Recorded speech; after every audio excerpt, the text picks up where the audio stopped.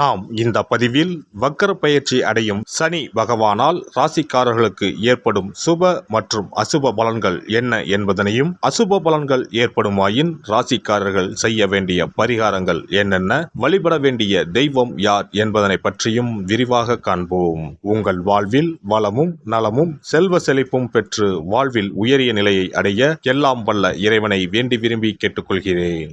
வாழ்க்கையில் கஷ்டங்களை மட்டுமே சந்தித்த சில ராசிக்காரர்களின் வாழ்க்கையில் புது மலர்ச்சியை தரப்போகிறார் சனி பகவான். இந்த பயிற்சியின் போது சில ராசிக்காரர்களை வாழ்க்கையின் உச்சத்திற்கு கொண்டு செல்ல போகிறார். ஒருவர் செய்த கர்ம வினைகளுக்கு ஏற்ப பலாபலன்களை கொடுப்பவர் சனி பகவான். சனி பகவான் மனது வைத்தால் போதும், குப்பையில் இருப்பவர்கள் கூட கோபுரத்திற்கு செல்வார்கள்.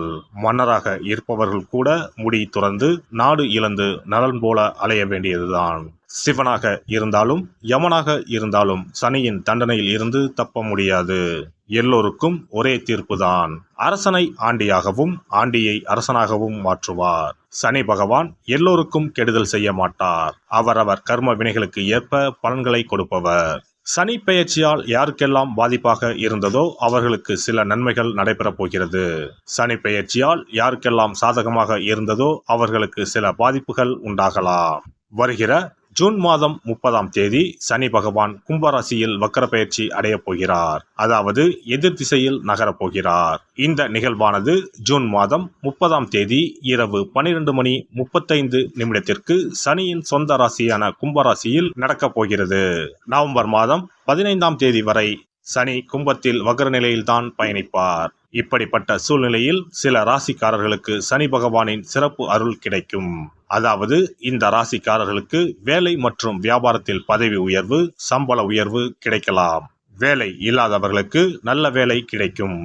சனி பகவான் தற்பொழுது கும்பராசியில் உள்ள கடைசி நட்சத்திரமான புரட்டாதி நட்சத்திரத்தில் சஞ்சரிக்கிறார். அதன் பின்னர் நவம்பர் 15ஆம் தேதி மீண்டும் நேராக பயணிக்க உள்ளார். இப்படி வக்கர நிலையில் சுமார் 139 நாட்கள் சனி பகவான் பயணிக்க உள்ளார். சனி பகவான் வக்கரமாவதால் அதன் தாக்கம் அனைத்து ராசிகளிலுமே காணப்படும். அதுவும் சில ராசிக்காரர்களுக்கு பொற்காலமாக இருக்கப் போகிறது.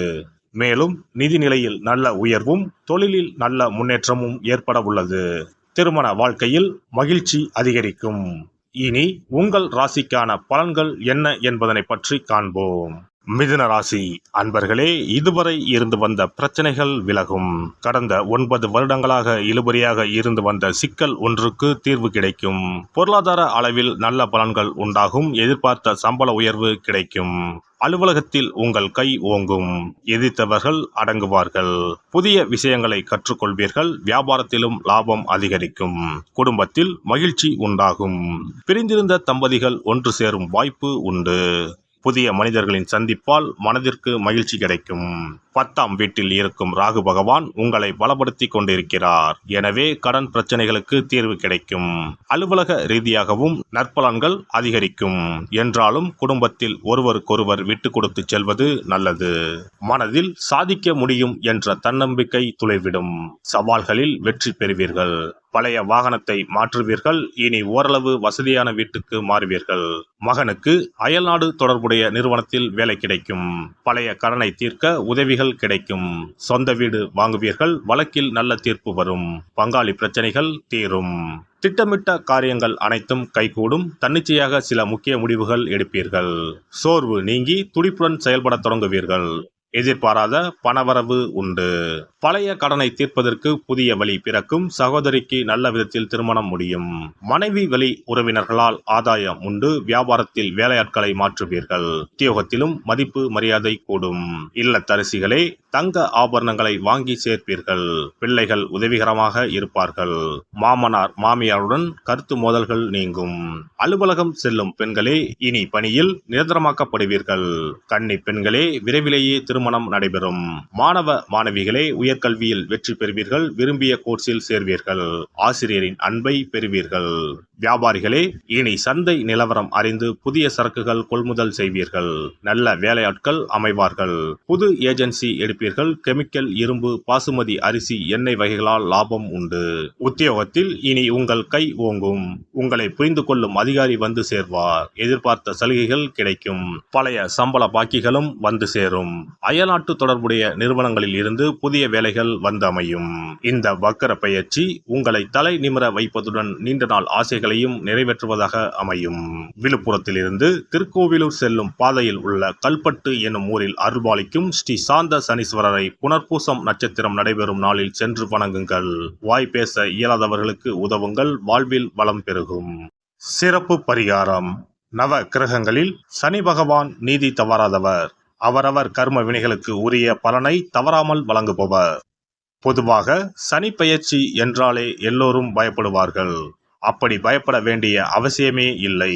சனி பகவானால் பாதிப்புகள் ஏற்படும் பட்சத்தில் பாதிப்பில் இருந்து விடுபட பல எளிய பரிகாரங்கள் உள்ளன. ஒரு கைப்பிடி பச்சரிசியை எடுத்துக்கொண்டு அதை நன்றாக பொடி செய்து கொள்ள வேண்டும். பிறகு சூரியனை வழிபட வேண்டும். சூரியனை வழிபட்ட பிறகு குளக்கரையிலோ மரத்தின் அடியிலோ உள்ள விநாயகரை 3 முறை வலம் வந்து வழிபட்டு விட்டு பொடி செய்த பச்சரிசி மாவை தரையில் போட வேண்டும். அப்படி போடும் மாவை எறும்புகள் எடுத்துச் செல்லும். குறிப்பாக வன்னி மரத்தின் அடியில் இருக்கும் விநாயகரை வலம் வருவது மிகவும் விசேஷம். இந்த பரிகாரத்தை எப்போதுமே தொடர்ந்து செய்வது மிகவும் நல்லது. ஒருவருக்கு சனி தசை வந்துவிட்டால் அவருக்கு சந்தேக புத்தி வந்துவிடுகிறது. யார் சொல்வதையும் ஏற்றுக்கொள்ள மாட்டார்கள். குறிப்பாக அஷ்டமத்து சனி மிகவும் கஷ்டப்படுத்திவிடும். 7.5 சனியின் பாதிப்பை விடவும் அஷ்டமத்து சனி மிக அதிக பாதிப்பை ஏற்படுத்தும். அஷ்டம சனி நடப்பவர்கள் சனியினால் ஏற்படக்கூடிய பாதிப்புகளில் இருந்து விடுபட பின்கூறும் நியதிகளை கடைபிடித்தால் பாதிப்புகளின் தாக்கத்தில் இருந்து விடுபடலாம். சனி தசை நடக்கும்போது எந்த செயல் செய்தாலும் தாமதமாகும். அதற்காக கோபப்படக்கூடாது. பொறுமையாக இருக்க பழகிக்கொள்ள வேண்டும். தினமும் காகத்துக்கு எள் கலந்த சாதம் வைக்கவும். பிரதோஷ பூஜைகளில் பங்கேற்பது நல்லது. சனிக்கிழமை தோறும் சனி பகவானுக்கு இரும்பு அகல் விளக்கில் நல்லெண்ணெயில் தீபம் ஏற்றி வழிபடவும். கருங்குவளை மலர்களால் சனி பகவானுக்கு அர்ச்சனை செய்து வரலாம். வன்னி மர இலைகளை மாலைகளாக தொடுத்து சிவபெருமானுக்கு சனிக்கிழமை தோறும் சாற்றி வணங்கி வழிபடவும். சனிக்கிழமை அன்று அசைவ உணவு கண்டிப்பாக சாப்பிடக்கூடாது. சனிக்கிழமை தோறும் நல்லெண்ணெய் குளியல் செய்தால் கெடுதல் குறையும். விநாயகர் வழிபாடு செய்யலாம். அனுமன் வழிபாடு சனி பகவானின் தொல்லைகளை குறைக்கும். ஞாயிற்றுக்கிழமை மாலை ராகு கால வேளையில் கால பைரவரை வணங்கி வரலாம். தேய்பிறை அஷ்டமி நாளில் கால பைரவரை வணங்கி வருவது நன்மை தரும். ஏழை மாணவர்களின் படிப்பு செலவுக்கு உதவலாம். சனி பிரதோஷ வழிபாடு செய்வது சிறப்பு. அன்னதானத்துக்கு உதவி செய்யலாம். சித்தர்களின் பீடங்கள் ஜீவ சமாதி பீடங்களுக்கு சென்று வணங்கி வழிபடலாம். வன்னி மரத்தை சுற்றி வந்து வணங்க வேண்டும். இதனால் சனி பகவானின் கொடுமையான பாதிப்புகள் விலகிவிடும். பிரதோஷ காலத்தில் சிவபெருமானுக்கு வில்வ இலை கொடுத்து வணங்க வேண்டும். தினமும் ராமநாமம் ஜபித்து வந்தால் சனி பகவானின் தொல்லையிலிருந்து தப்பிக்கலாம். கால்கள் இல்லாமல் நடக்க இயலாதவர்களுக்கு இயன்ற உதவியை செய்யலாம். இந்த வழிமுறைகளை முறையாக கடைபிடித்து சனியினால் ஏற்படக்கூடிய பாதிப்புகளின் தாக்கத்தில் இருந்து விடுபடலாம். எல்லாம் வல்ல இறையருளால் நீங்களும் உங்கள் அன்பு குடும்பமும் உடல் நலம், நீலாயுள், நிறை செல்வம், உயர் புகழ், மெய்ஞானம் ஓங்கி வாழ்க வளமுடன்.